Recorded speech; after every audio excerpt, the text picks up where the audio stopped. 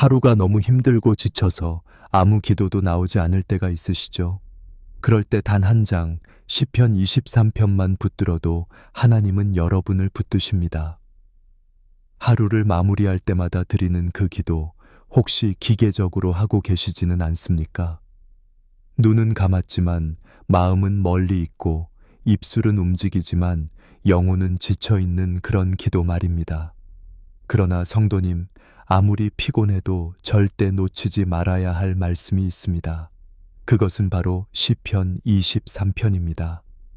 이 말씀은 단순한 위로가 아니라 우리의 삶 전체를 지탱하는 기도의 뼈대입니다. 이 말씀을 붙잡고 기도할 때 우리는 다시 살아납니다. 다윗은 이렇게 고백했습니다.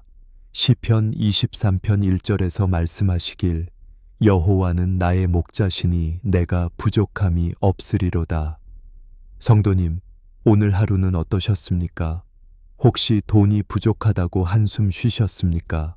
건강이 무너져서 걱정하며 잠 못 이루셨습니까? 관계가 흔들려 마음이 무너져 있지 않으십니까? 그런데 다윗은 말합니다. 부족함이 없다. 그는 상황이 넉넉해서 이런 고백을 한 것이 아니었습니다. 오히려 그는 끊임없는 전쟁과 도망의 삶을 살았습니다. 그러나 그의 마음에 참된 만족이 있었던 이유는 하나님께서 그의 목자가 되어 주셨기 때문입니다. 목자 되신 주님이 양 한 마리도 버리지 않고 끝까지 지켜주셨다는 그 확신이 다윗의 고백 속에 담겨 있는 것입니다. 성도님, 우리도 양과 같습니다. 연약하고 무력하며 방향을 잃기 쉽습니다. 그러나 목자가 함께할 때 양은 안전합니다. 양은 스스로를 지킬 힘이 없습니다.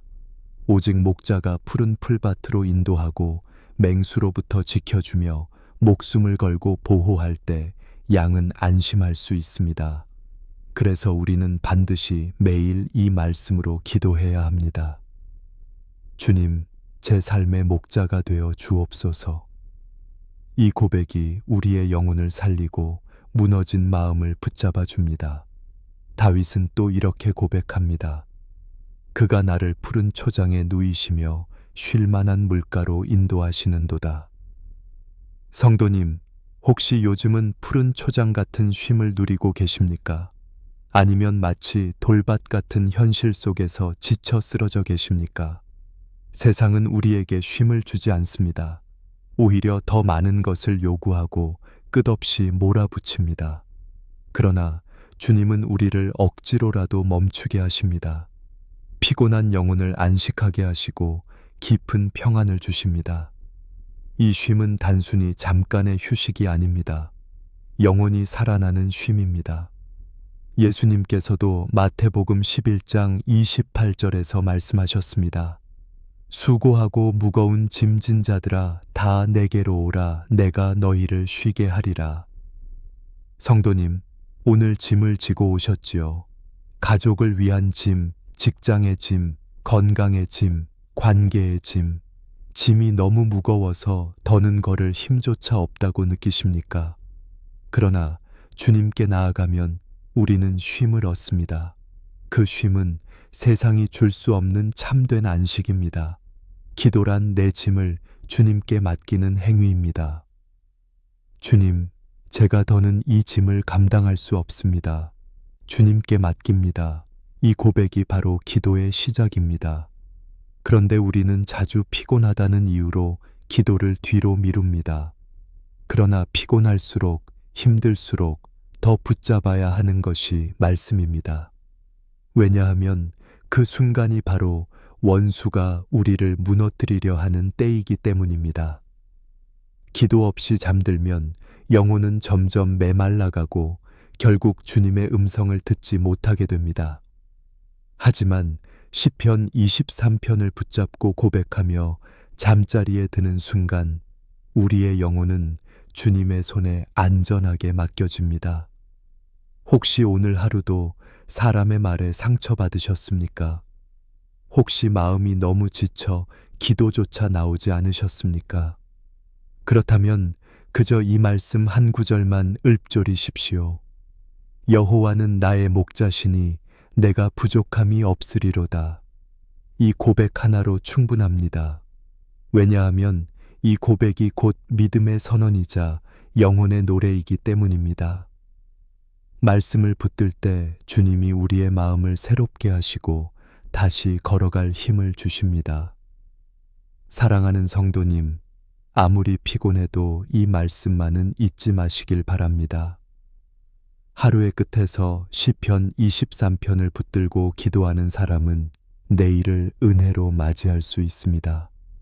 오늘도 주님이 목자가 되어 주십니다. 부족함이 없는 삶, 주님이 인도하시는 푸른 초장과 쉴 만한 물가가 여러분을 기다리고 있습니다. 성도님, 우리 인생에는 언제나 지쳐 쓰러질 때가 있습니다. 열심히 달려왔는데 결과는 보이지 않고 최선을 다했는데도 사람들은 몰라주고 오히려 비난과 오해만 쏟아질 때가 있습니다. 그렇게 마음이 무너져 주저앉으면 다시 일어설 힘조차 사라집니다. 그런데 다윗은 그 순간에 이렇게 고백했습니다. 시편 23편 3절에서 말씀하시길 내 영혼을 소생시키시고 자기 이름을 위하여 의의 길로 인도하시는도다 라고 했습니다.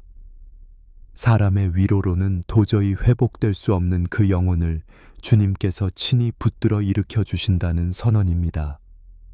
영혼이 무너진다는 것은 단순히 감정이 가라앉는 것과 다릅니다.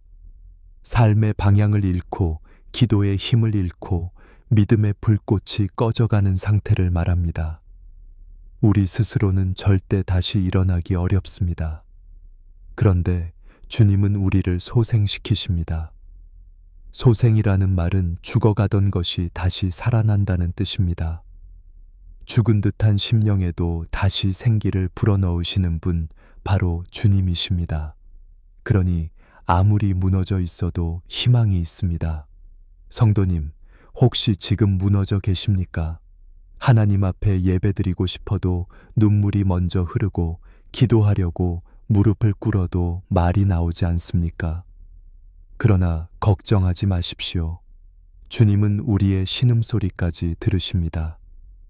우리가 할 수 없는 순간에도 주님은 우리를 붙잡으십니다. 다윗은 자기 힘으로 다시 일어난 것이 아니라 하나님의 이름을 위하여 곧 주님의 영광을 위해서 다시 살아났습니다. 그러니 우리의 회복은 나의 노력에 달려 있지 않고 오직 하나님의 신실하심에 달려 있습니다. 여기서 우리는 중요한 사실을 배웁니다. 주님은 우리를 소생시키실 뿐 아니라 의의 길로 인도하십니다. 의의 길은 쉽고 편한 길이 아닙니다. 때로는 좁고 힘든 길, 눈물이 많은 길입니다. 그러나 그 길 끝에는 생명이 있습니다. 그 길은 주님이 책임지고 함께 걸으시는 길입니다. 우리가 기도하면서 아멘이라고 고백하는 것은 곧 주님의 길을 따르겠다는 결단입니다. 성도님, 혹시 지금 마음속 깊이 주님, 제 길은 여기까지입니다 라는 포기와 체념이 있습니까? 그렇다면 아멘으로 다시 일어서시길 이사야 40장 31절에서도 약속하셨습니다. 오직 여호와를 앙망하는 자는 새 힘을 얻으리니 독수리가 날개치며 올라감 같을 것이요 다름 박질하여도 곤비하지 아니하겠고 걸어가도 피곤하지 아니하리로다. 성도님, 피곤하지 않다는 말이 무슨 뜻입니까? 우리가 인간의 힘으로는 반드시 피곤합니다. 그러나 주님을 바라볼 때, 주님께 소망을 둘 때 하늘의 새 힘을 얻게 됩니다. 주님이 주시는 힘은 상황을 초월하는 힘입니다. 그래서 기도하는 자는 다시 일어섭니다. 찬송하는 자는 무너진 자리에서 다시 걷습니다. 현실은 언제나 우리의 힘을 빼앗습니다. 돈 문제, 건강 문제, 관계의 문제, 가족의 문제, 끝없는 갈등과 무거운 짐은 우리를 무너뜨립니다.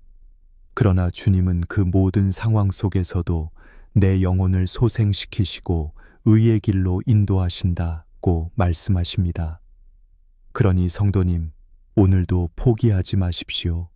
피곤할 때마다, 지칠 때마다 무릎 꿇고 시편 23편을 붙드십시오. 이 짧은 말씀이 우리의 영혼을 다시 세우고 무너진 심령의 생기를 불어넣습니다. 기도란 결국 내 힘으로 하는 것이 아닙니다. 주님이 주시는 힘으로 하는 것입니다. 그러므로 오늘도 이렇게 고백해 보십시오. 주님, 제 영혼을 다시 소생시켜 주옵소서. 제 발걸음을 의의 길로 인도해 주옵소서. 이 기도가 여러분의 오늘을 바꾸고 내일을 준비하게 할 것입니다. 사랑하는 성도님, 혹시 지금 삶의 길에서 흔들리고 계십니까? 낙심으로 인해 멈춰 계십니까? 그렇다면 이 말씀을 꼭 붙드십시오. 주님은 반드시 여러분을 다시 세우시고 주님의 이름을 위하여 바른 길로 인도하십니다. 이 은혜를 붙잡고 매일 시편 23편으로 기도하는 저와 여러분 되시기를 간절히 바랍니다. 성도님, 인생을 살다 보면 반드시 지나가야 하는 길이 있습니다. 피하고 싶지만 피할 수 없는 길, 바로 사망의 음침한 골짜기입니다. 다윗은 이렇게 고백했습니다. 시편 23편 4절에서 말씀하시길, 내가 사망의 음침한 골짜기로 다닐지라도 해를 두려워하지 않을 것은 주께서 나와 함께 하심이라. 주의 지팡이와 막대기가 나를 안위하시나이다. 이 고백은 인생의 가장 어두운 현실 속에서도 주님을 붙든 믿음의 고백이었습니다. 사망의 음침한 골짜기는 단순히 죽음의 순간만을 의미하지 않습니다. 그것은 삶의 깊은 절망, 깜깜한 터널과 같은 고통의 시간을 뜻합니다. 병상에서의 긴 싸움, 경제적 파산의 위기, 사랑하는 가족과의 관계가 무너져 눈물 짓는 자리, 혹은 홀로 외롭게 살아가는 고독의 시간이 모두 사망의 음침한 골짜기일 수 있습니다. 성도님도 그런 골짜기를 지나고 계시지 않습니까? 해답이 보이지 않고 길이 보이지 않는 상황 속에서 마음이 무너져 있지 않으십니까? 그러나 다윗은 담대히 고백했습니다. 해를 두려워하지 않는다. 이유는 단 하나, 주님께서 함께 하시기 때문입니다. 우리가 두려워하지 않을 수 있는 이유는 상황이 나아졌기 때문이 아닙니다. 여전히 골짜기는 어둡고 길은 험난합니다. 그러나 그 어둠 속에서 주님이 함께 계십니다. 성도님, 우리가 주님의 임재를 잊을 때 두려움은 커지고 주님의 임재를 붙들 때 두려움은 사라집니다. 그러니 매일 기도 가운데 주님의 함께하심을 붙드셔야 합니다. 다윗은 주의 지팡이와 막대기가 나를 안위하신다고 고백했습니다. 지팡이는 양을 인도하는 도구이고 막대기는 맹수로부터 지키는 무기입니다. 즉, 주님은 단순히 곁에 계신 것에서 끝나지 않고 적극적으로 우리를 지키시고 보호하신다는 의미입니다. 성도님, 혹시 지금 외롭다고 느끼십니까? 그러나 사실은 주님이 곁에서 지팡이와 막대기로 여러분을 지키고 계십니다. 우리가 알지 못하는 사이에 수많은 위험에서 이미 건져주셨음을 기억하시길 바랍니다. 요한복음 14장 18절에서 예수님께서 말씀하셨습니다. 내가 너희를 고아와 같이 버려두지 아니하고 너희에게로 오리라. 얼마나 위로가 되는 말씀입니까? 우리는 때때로 버려진 것처럼 느낍니다. 기도해도 응답이 없는 것 같고 아무도 내 고통을 모르는 것 같을 때가 있습니다. 그러나 주님은 결코 우리를 고아처럼 내버려 두지 않으십니다. 오히려 가장 어두운 골짜기에서 가장 가까이 다가와 우리를 붙드십니다. 성도님, 인생의 골짜기를 지나면서 가장 큰 유혹은 두려움과 낙심입니다. 그러나 믿음의 사람은 골짜기에서도 주님을 바라봅니다. 기도할 때 두려움은 믿음으로 바뀌고 낙심은 소망으로 바뀝니다. 그렇기에 아무리 피곤하고 무거운 밤일지라도 반드시 시편 23편으로 기도해야 합니다. 주님, 저는 지금 음침한 골짜기를 지나고 있습니다. 그러나 주님이 함께 하시니 두려워하지 않겠습니다. 이 고백이 영혼의 힘이 됩니다. 사망의 음침한 골짜기를 피할 수는 없습니다. 그러나 우리는 혼자 걷지 않습니다. 주님이 함께 하십니다. 지팡이와 막대기가 우리를 지켜주십니다. 그러니 성도님, 혹시 오늘도 어둠 속에 계시다면 말씀으로 기도하시길 바랍니다. 두려움에 사로잡히지 말고 믿음으로 주님을 붙드십시오. 그러면 그 골짜기가 끝내 은혜의 길로 변할 것입니다. 사랑하는 성도님, 아무리 피곤해도 아무리 절망 속에 있어도 시편 23편을 붙들고 기도하십시오. 사망의 음침한 골짜기에서도 주님은 함께 하십니다. 이 믿음이 여러분의 오늘을 붙들고 내일을 준비하게 할 것입니다. 성도님, 우리 인생은 늘 평탄한 길만 있지 않습니다. 때로는 원수 같은 상황 속에서 살아가야 할 때가 있습니다. 원수라는 단어는 단순히 누군가의 미움만을 뜻하지 않습니다. 우리를 억누르는 모든 환경, 우리를 무너뜨리려는 악한 세력, 우리를 시험에 빠뜨리려는 유혹, 모두가 원수가 될 수 있습니다. 그런데 놀라운 것은 다윗이 고백하기를 주께서 내 원수의 목전에서 내게 상을 차려주신다고 했다는 사실입니다. 원수들이 지켜보는 자리에서 하나님이 오히려 우리를 높이신다는 말씀입니다. 생각해 보십시오. 우리가 억울한 일을 당했을 때 사람들은 쉽게 위로하지 않습니다. 오히려 우리의 실패를 보며 비웃거나 넘어지는 모습을 즐기기도 합니다. 그러나 하나님은 그 원수들 앞에서 우리의 머리에 기름을 부으십니다. 이는 단순한 보상이 아니라 하나님의 인정과 영광을 의미합니다. 세상이 우리를 낮추려 할 때 주님은 오히려 높이십니다. 세상이 우리를 버리려 할 때 주님은 더욱 가까이 다가와 상을 베푸십니다. 그러므로 우리는 어떤 자리에서도 낙심하지 말아야 합니다.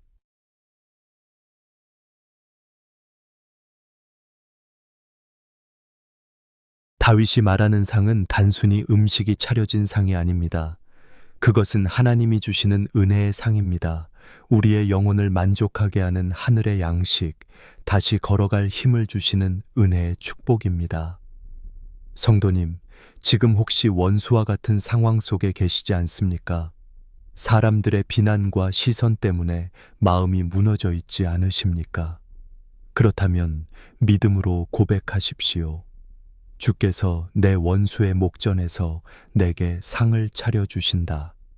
이 고백이 바로 기도의 능력이 됩니다. 다윗은 또 말합니다. 주께서 내 머리에 기름을 부으셨으니. 구약 시대에 기름 부음을 받는다는 것은 곧 하나님의 택함과 임재를 상징했습니다. 왕과 제사장, 선지자가 기름 부음을 받았을 때 그들은 하나님의 특별한 도구로 세워졌습니다. 성도님, 우리도 마찬가지입니다. 예수 그리스도의 십자가 은혜로 우리는 이미 기름 부음을 받은 자들입니다. 주님은 우리의 머리에 은혜의 기름을 부으셨습니다. 그러니 원수들이 아무리 우리를 무너뜨리려 해도 주님께서 세우신 자를 누구도 넘어뜨릴 수 없습니다. 이 고백은 단순히 다윗의 경험에만 해당되지 않습니다. 오늘을 사는 우리 모두에게 주시는 약속입니다. 요한일서 4장 4절에서 이렇게 말씀하셨습니다. 자녀들아, 너희는 하나님께 속하였고 또 그들을 이기었나니 이는 너희 안에 계신 이가 세상에 있는 자보다 크심이라. 원수가 아무리 강해 보여도 우리 안에 계신 주님은 그보다 크십니다. 그래서 우리는 반드시 승리합니다. 성도님, 혹시 지금 억울한 일을 겪고 계십니까? 사람들의 비난 때문에 마음이 무너지고 계십니까? 그렇다면 이 말씀을 붙드시길 바랍니다. 하나님이 원수의 목전에서 상을 차려주십니다. 세상의 시선이 아니라 하나님의 인정이 진짜 상입니다. 사람들이 몰라줘도 주님이 아십니다. 사람들이 외면해도 주님이 함께 하십니다. 그리고 다윗은 마지막으로 이렇게 말합니다. 내 잔이 넘치나이다. 넘친다는 것은 단순히 겨우 채워지는 것이 아닙니다. 흘러 넘치는 은혜입니다. 성도님, 주님이 주시는 은혜는 언제나 부족하지 않습니다. 우리의 잔이 비어 있을 때 주님은 다시 채우십니다. 채워질 뿐 아니라 넘치게 하십니다. 그래서 우리는 나눌 수 있고 베풀 수 있고 다시 사랑할 수 있습니다. 내 힘으로는 불가능한 삶을 주님의 은혜로 살아낼 수 있습니다. 성도님, 지금 비어있는 잔을 들고 주님 앞에 나아오시길 바랍니다. 주님은 기꺼이 채워주십니다. 넘치도록 부어주십니다. 그래서 피곤한 우리의 삶에도 소망이 있습니다. 오늘도 시편 23편으로 기도하시길 바랍니다. 원수의 목전에서도 주님은 상을 베푸시고 기름을 부으시며 잔을 넘치게 하십니다. 사랑하는 성도님, 이 은혜를 붙잡고 오늘도 승리하시길 바랍니다. 아무리 피곤하고 힘들어도 시편 23편을 붙들 때 주님의 넘치는 은혜가 여러분의 삶을 덮을 것입니다. 성도님, 우리가 살아가는 날마다 무엇이 우리를 따라오고 있다고 생각하십니까? 걱정과 두려움, 실패와 좌절이 늘 그림자처럼 따라온다고 느끼시지는 않습니까? 그러나 다윗은 담대히 고백했습니다. 시편 23편 6절에서 내 평생의 선하심과 인자하심이 반드시 나를 따르리니 내가 여호와의 집에 영원히 살리로다 라고 했습니다. 세상 사람들은 불안과 근심이 따라온다고 느끼지만 믿음의 사람은 주님의 선하심과 인자하심이 따라온다고 고백합니다. 여기서 반드시 라는 표현이 중요합니다. 다윗은 우연히 혹은 가끔 주님의 은혜가 따라온다고 말하지 않았습니다. 반드시, 언제나, 모든 순간에 주님의 선하심과 인자하심이 우리 삶을 뒤따른다고 고백했습니다. 성도님, 혹시 오늘도 왜 내 삶은 이렇게 힘들까? 라는 질문으로 가득 차 있지 않으십니까? 그러나 믿음의 눈으로 바라보십시오. 그 고통 뒤에도, 그 눈물 속에도 주님의 선하심이 반드시 함께 하십니다. 다윗의 인생은 결코 순탄하지 않았습니다. 젊은 시절에는 사울 왕의 시기와 미움으로 도망 다녀야 했고, 왕이 된 후에도 전쟁과 내란, 아들의 반역까지 겪었습니다. 그러나 그는 마지막에 이렇게 고백했습니다. 내 평생의 선하심과 인자하심이 반드시 나를 따르리니. 이는 단순한 낙관이 아니라 평생의 경험에서 나온 확신이었습니다. 수많은 고난 속에서도 하나님의 손길이 늘 함께 하셨음을 고백한 것입니다. 성도님, 우리의 삶에도 수많은 실패와 아픔이 있었습니다. 그러나 지금까지 버텨온 이유는 주님의 인자하심 때문이 아니었습니까? 혹시 그 은혜를 잊고 계시진 않습니까? 오늘 여기까지 오게 하신 분이 주님이심을 기억하시길 바랍니다. 그분이 여전히 우리와 함께 하시고 앞으로도 반드시 인도하십니다. 다윗은 또 이렇게 말합니다. 내가 여호와의 집에 영원히 살리로다. 여기서 여호와의 집은 단순히 성전을 의미하는 것이 아니라 주님의 임재가 있는 자리를 뜻합니다. 즉 다윗은 나는 주님의 임재 안에서 영원히 살겠다 라고 고백한 것입니다. 성도님, 우리가 아무리 이 땅에서 많은 것을 얻는다 해도 주님의 집에 거하지 못한다면 결국 헛된 인생입니다. 그러나 주님의 임재 안에 거하면 그 삶은 영원한 의미를 가집니다. 요한복음 14장 2절에서 예수님께서 이렇게 말씀하셨습니다. 내 아버지 집에 거할 곳이 많도다. 주님은 우리를 위해 이미 영원한 집을 준비해 두셨습니다. 세상의 집은 무너질 수 있고 우리의 삶은 언제든 흔들릴 수 있습니다. 그러나 주님이 준비하신 집은 영원히 변하지 않습니다. 그래서 우리는 오늘도 소망을 가질 수 있습니다. 지금 당장은 눈물의 골짜기를 걷고 있어도 결국 우리를 기다리는 것은 주님의 집입니다. 성도님, 우리가 이 말씀을 붙잡고 기도할 때 삶의 관점이 달라집니다. 두려움이 따라오는 인생이 아니라 주님의 선하심이 따라오는 인생임을 믿게 됩니다. 불안이 몰려오는 것이 아니라 주님의 인자하심이 덮고 있다는 확신을 얻게 됩니다. 그러니 오늘도 이 말씀으로 기도하십시오. 주님, 제 평생에 주님의 선하심과 인자하심이 저를 따르게 하옵소서. 영원히 주님의 집에 거하게 하옵소서. 이 고백이 우리를 믿음으로 살게 하는 힘이 됩니다. 사랑하는 성도님, 우리가 살아가는 동안 많은 것이 변합니다. 젊음도 사라지고 건강도 잃고 재산도 줄어들 수 있습니다. 그러나 결코 변하지 않는 것이 있습니다. 주님의 선하심과 인자하심입니다. 그리고 우리가 반드시 영원히 거하게 될 주님의 집입니다.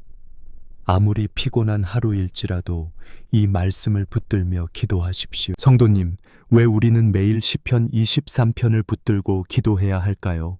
하루 이틀 말씀을 묵상하는 것으로 충분하지 않기 때문입니다. 우리의 마음은 금세 흔들리고 상황은 순식간에 바뀌며 사단은 날마다 우리를 무너뜨리려 하기 때문입니다.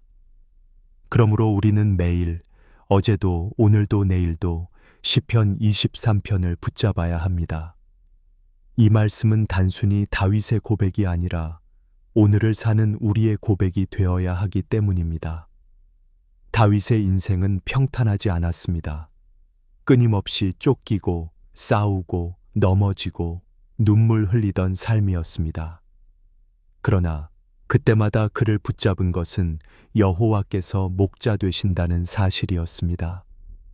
성도님, 우리도 그렇습니다.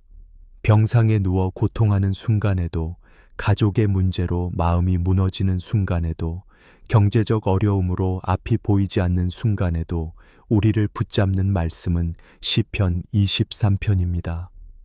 이 말씀을 붙드는 자는 결코 무너지지 않습니다. 성경은 분명히 말합니다. 로마서 8장 38절과 39절에서 사도 바울은 이렇게 고백했습니다. 내가 확신하노니 사망이나 생명이나 천사들이나 권세자들이나 현재 일이나 장래 일이나 능력이나 높음이나 깊음이나 다른 어떤 피조물이라도 우리를 우리 주 그리스도 예수 안에 있는 하나님의 사랑에서 끊을 수 없으리라. 이것이 믿는 자의 확신입니다. 원수들이 아무리 공격해도, 상황이 아무리 무너져도 하나님의 사랑은 우리를 결코 떠나지 않습니다. 시편 23편은 바로 이 사실을 우리의 삶 속에서 고백하게 하는 말씀입니다. 성도님, 우리가 하루를 마무리할 때 가장 먼저 찾아오는 것은 피곤함입니다. 몸이 지쳐 잠들고 싶고 마음은 무거워서 생각을 멈추고 싶습니다. 그러나 바로 그때가 가장 위험한 순간입니다. 기도 없이 잠드는 습관은 우리의 영혼을 조금씩 메마르게 합니다. 하지만 시편 23편을 붙들며 기도하면 그 순간 우리의 영혼은 주님의 손에 안전하게 맡겨집니다. 그래서 아무리 피곤해도 짧은 기도라도 이 말씀을 붙잡아야 하는 것입니다. 기도는 길지 않아도 됩니다. 중요한 것은 진실하게 고백하는 것입니다. 여호와는 나의 목자시니 내가 부족함이 없으리로다. 이 한마디로도 충분합니다. 주님께서 우리의 고백을 들으시고 그 말씀에 따라 우리의 삶을 붙들어 주십니다. 그러니 성도님, 오늘도 잠자리에 들기 전에 혹은 아침에 눈을 뜨자마자 이 말씀으로 기도하시길 바랍니다. 그것이 우리 영혼을 지켜내는 가장 강력한 무기입니다. 시편 23편은 단순한 위로의 시가 아닙니다. 그것은 영적 전쟁에서의 승리 선언입니다. 원수들은 우리를 두렵게 하고 낙심하게 하고 하나님을 잊게 만들려 합니다. 그러나 시편 23편을 붙드는 순간 원수의 거짓은 힘을 잃습니다. 왜냐하면 우리는 목자 되신 주님의 보호 안에 있기 때문입니다. 그래서 매일 이 말씀으로 기도하는 사람은 결코 무너지지 않습니다. 성도님, 오늘도 마음이 무겁습니까? 사람 때문에 상처받고 상황 때문에 흔들리고 계십니까? 그러나 기억하십시오. 주님이 목자 되십니다. 주님의 선하심과 인자하심이 반드시 여러분을 따릅니다. 사망의 음침한 골짜기에서도 원수의 목전에서도 주님이 함께 하십니다. 그러니 오늘도 이 말씀으로 기도하십시오. 그러면 두려움 대신 평강이 임하고 낙심 대신 소망이 솟아날 것입니다. 사랑하는 성도님, 아무리 피곤해도 시편 23편만큼은 매일 붙드십시오. 이 말씀 안에서 기도하는 자에게 주님은 다시 살아갈 힘을 주십니다. 오늘도 내일도 영원히 주님의 선하심이 여러분의 삶을 따라올 것입니다. 성도님, 우리는 말씀을 머리로만 아는 것과 삶으로 고백하는 것 사이에서 늘 갈등합니다. 시편 23편을 수없이 읽고 찬송으로 불러왔지만 정작 우리의 삶 속에서는 여전히 두려움과 근심이 앞설 때가 많습니다. 그렇기에 중요한 것은 단순히 아는 것이 아니라 날마다 붙잡는 것입니다. 시편 23편은 한 번의 감동으로 끝나는 말씀이 아니라 평생의 고백으로 이어져야 하는 말씀입니다. 아침에 눈을 뜰 때 여호와는 나의 목자시니 내가 부족함이 없으리로다 라고 고백해 보십시오. 그 순간 하루의 시작이 달라집니다. 세상은 여전히 어렵고 해야 할 일은 산더미 같지만 그 고백 하나로 마음의 무게가 달라집니다. 출근길에 시장을 보며 장바구니를 들 때에도 혹은 아이들을 챙기고 가정을 돌볼 때에도 마음속에서 계속 이 말씀을 되뇌어 보십시오.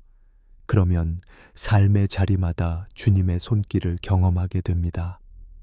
또 밤에 잠자리에 누울 때 사망의 음침한 골짜기로 다닐지라도 해를 두려워하지 않을 것은 주께서 나와 함께 하심이라고 고백해 보십시오. 낮 동안 쌓인 걱정과 피곤함이 여전히 마음을 짓누르겠지만 그 고백을 하는 순간 영혼은 안식을 얻습니다. 우리가 기도하며 잠드는 것과 기도 없이 잠드는 것의 차이는 너무나 큽니다. 기도 없이 잠들면 내일이 두려움으로 시작되지만 말씀으로 기도하며 잠들면 내일은 은혜로 시작됩니다. 성도님, 이 말씀을 삶에서 실제로 붙드는 가장 좋은 방법은 기도 속에 시편 23편을 넣는 것입니다. 예를 들어, 주님, 오늘도 제 목자가 되어 주옵소서, 제가 부족함이 없게 하옵소서, 제 영혼을 소생시켜 주시고 의의 길로 인도해 주옵소서, 사망의 음침한 골짜기에서도 함께 하옵소서, 원수의 목전에서도 제 잔을 채워 주옵소서, 제 평생에 주님의 선하심과 인자하심이 반드시 따르도록 하옵소서, 제가 여호와의 집에 영원히 거하게 하옵소서. 이렇게 말씀을 기도로 바꾸면 그 기도는 우리의 삶을 바꿉니다. 성경은 분명히 말합니다. 빌립보서 4장 6절에서 아무것도 염려하지 말고 다만 모든 일에 기도와 간구로 너희 구할 것을 감사함으로 하나님께 아뢰라고 하셨습니다. 우리의 문제를 내 힘으로 해결하려고 하면 염려가 커지지만 말씀을 붙들고 기도하면 염려는 감사로 변합니다. 말씀 기도는 단순한 암송이 아니라 하나님께 마음을 드리는 살아있는 고백입니다. 그래서 시편 23편을 기도로 바꾸어 드릴 때 우리의 영혼이 새 힘을 얻게 됩니다. 성도님, 오늘 하루를 돌아보십시오. 성도님, 우리가 매일 시편 23편을 붙들며 기도할 때 단순히 위로만 얻는 것이 아닙니다. 그 기도는 반드시 우리의 삶 속에서 열매를 맺습니다. 말씀은 살아있고 운동력이 있기 때문에 우리의 생각을 바꾸고 마음을 새롭게 하고 삶의 방향을 바로잡습니다. 그래서 시편 23편을 매일 고백하는 삶은 점점 다른 빛을 내기 시작합니다. 첫째, 말씀을 붙드는 사람에게는 평안이 열매로 맺힙니다. 세상은 끊임없이 불안한 소식을 쏟아냅니다. 경제 불안, 건강 위기, 사회적 갈등 등 마음을 흔드는 일들이 멈추지 않습니다. 그러나 시편 23편을 붙드는 사람은 이런 세상의 소식보다 하나님의 음성을 먼저 듣습니다. 여호와는 나의 목자시니 내가 부족함이 없으리로다. 이 고백이 마음을 지배할 때 세상이 주는 두려움은 사라지고 주님이 주시는 평안이 자리합니다. 성경은 요한복음 14장 27절에서 말씀하셨습니다. 평안을 너희에게 끼치노니 곧 나의 평안을 너희에게 주노라. 내가 너희에게 주는 것은 세상이 주는 것 같지 아니하니라. 너희는 마음에 근심하지도 말고 두려워하지도 말라. 주님이 주시는 평안은 세상이 줄 수 없는 참된 평안입니다. 둘째, 말씀을 붙드는 사람에게는 믿음의 담대함이 열매로 맺힙니다. 사망의 음침한 골짜기를 걸을 때 사람은 두려움에 사로잡히기 쉽습니다. 그러나 시편 23편을 붙드는 사람은 다윗처럼 고백합니다. 해를 두려워하지 않을 것은 주께서 나와 함께 하심이라. 이 고백이 믿음을 흔들림 없는 반석 위에 씁니다. 그러므로 시련의 바람이 몰아쳐도 넘어지지 않습니다. 이것이 시편 23편을 붙들며 사는 사람에게 맺히는 열매입니다. 셋째, 말씀을 붙드는 사람에게는 감사의 열매가 맺힙니다. 원수의 목전에서 상을 베푸시는 주님을 경험할 때 우리는 억울함보다 감사가 먼저 나옵니다. 기름을 부어 잔을 넘치게 하시는 은혜를 경험할 때 불평이 아니라 찬양이 터져 나옵니다. 그래서 시편 23편을 매일 붙들며 기도하는 사람은 점점 감사가 습관이 되고 삶의 언어가 달라집니다. 불만 대신 감사가, 낙심 대신 찬양이 입술에서 흘러나옵니다. 넷째, 말씀을 붙드는 사람에게는 소망의 열매가 맺힙니다. 내 평생의 선하심과 인자하심이 반드시 나를 따르리니 내가 여호와의 집에 영원히 살리로다. 이 고백은 단순히 오늘을 위한 것이 아니라 영원을 바라보는 믿음의 시선입니다. 세상은 점점 더 어두워지지만 말씀을 붙드는 사람은 영원한 집을 바라봅니다. 주님이 준비하신 영원한 처소를 소망하며 오늘을 살아갑니다. 그래서 절망이 찾아와도 쉽게 무너지지 않습니다. 이 소망이 우리를 붙드는 힘이 됩니다. 성도님, 이 네 가지 열매는 결코 하루아침에 맺히지 않습니다. 꾸준히 말씀을 붙들고 기도할 때 우리의 삶에 서서히 나타납니다. 아침마다 저녁마다 시편 23편을 고백하며 기도하는 그 순간들이 쌓여 우리의 영혼을 바꾸고 결국 열매로 나타나는 것입니다. 혹시 지금은 열매가 보이지 않는다고 낙심하셨습니까? 그러나 씨앗이 뿌려지고 땅 속에서 자라듯 말씀 기도 역시 눈에 보이지 않는 동안 우리 영혼 깊은 곳에서 자라고 있습니다. 반드시 때가 되면 열매를 맺게 될 것입니다. 그러니 성도님, 흔들리지 말고 매일 이 말씀으로 기도하시길 바랍니다. 사랑하는 성도님, 아무리 피곤하고 지친 하루라도 시편 23편을 붙들며 기도하는 자에게 주님은 평안과 담대함과 감사와 소망의 열매를 맺게 하십니다. 이 열매가 오늘도 여러분의 삶에서 자라나기를 간절히 바랍니다.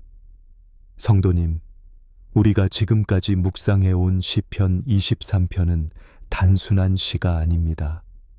이것은 다윗의 인생 고백이자 하나님 백성 모두의 신앙 고백입니다.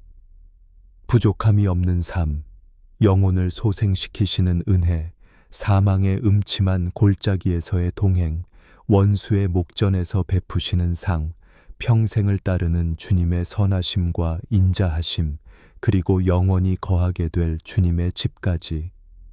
시편 23편은 우리의 삶의 시작과 끝을 모두 품고 있습니다. 그렇기에 아무리 피곤해도 아무리 지쳐도 우리는 이 말씀을 매일 붙들어야 합니다. 왜냐하면 우리의 현실은 늘 부족하고 낙심할 일들이 많으며 원수는 우리를 무너뜨리려 끊임없이 공격하기 때문입니다. 그러나 매일 이 말씀을 붙들 때 우리의 영혼은 다시 살아나고 믿음은 흔들리지 않으며 소망은 더욱 견고해집니다. 성도님, 한번 생각해 보십시오. 우리가 아무리 바쁘고 힘들어도 하루 3번은 밥을 먹습니다. 그렇지 않으면 몸이 약해지기 때문입니다. 그런데 영혼의 양식은 어떻습니까? 우리는 종종 말씀을 건너뛰고 기도를 미루며 피곤하다는 이유로 그냥 잠들어 버리기도 합니다. 그러나 영혼도 양식을 먹지 않으면 반드시 메말라 버립니다. 그러니 매일의 기도와 말씀 묵상은 선택이 아니라 생명과도 같은 것입니다. 그 중에서도 시편 23편은 영혼의 밥상 위에 늘 올라와야 할 가장 기본적인 양식입니다. 하루를 마무리하며 시편 23편을 읊조리면 그날의 무거운 짐이 주님께로 옮겨집니다. 두려움으로 가득한 밤도 주님의 동행으로 인해 평안해집니다. 내일에 대한 불안도 주님의 선하심과 인자하심을 기억하며 소망으로 바뀝니다. 이것이 시편 23편을 붙드는 삶에서 주어지는 축복입니다. 성경은 말합니다. 히브리서 13장 5절에서 내가 결코 너희를 버리지 아니하고 너희를 떠나지 아니하리라 하셨습니다. 성도님, 이것이 바로 시편 23편이 우리 삶에서 살아있는 말씀으로 역사하는 이유입니다. 주님은 결코 우리를 버리지 않으십니다. 우리가 피곤해서 기도를 못해도 주님은 우리를 떠나지 않으십니다.